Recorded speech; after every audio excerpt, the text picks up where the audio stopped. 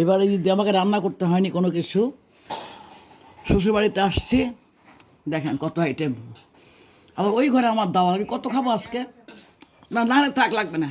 দেশি মুরগির রোস্ট দিয়েছে। আচ্ছা আচ্ছা, অল্প, হ্যাঁ। ইস, সে বৌমাটা আমার কী খাতি করতেছে।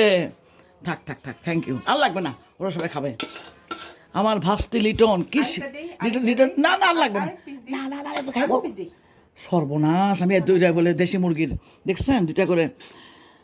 আচ্ছা, লিটন ধরো কী অফিসার? লিটন ফার্মাসিউটিক্যালে, ও ঢাকা মোহাম্মদপুরে বাড়ি আছে। এত ভালো ছেলে আমার ভাস্তিজা, ও রান্না করছে নিজে, দেখেন।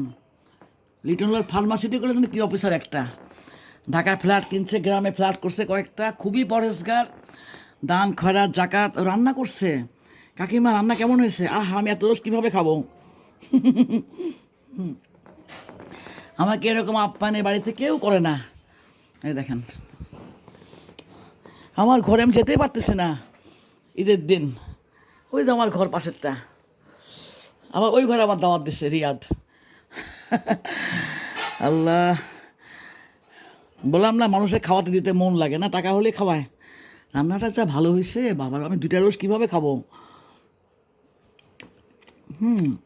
খাওয়াতে মন লাগে, হ্যাঁ, টাকা হলে খাওয়ায়।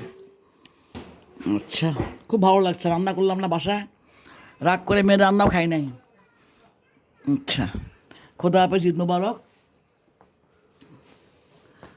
এটা জর্দার মধ্যে আছে আপনার কমলা লেবু, কি টেস্ট, ঝুরঝুরা। ওদিকে আরও অনেক আইটেম আছে, ডাবের পুডিং।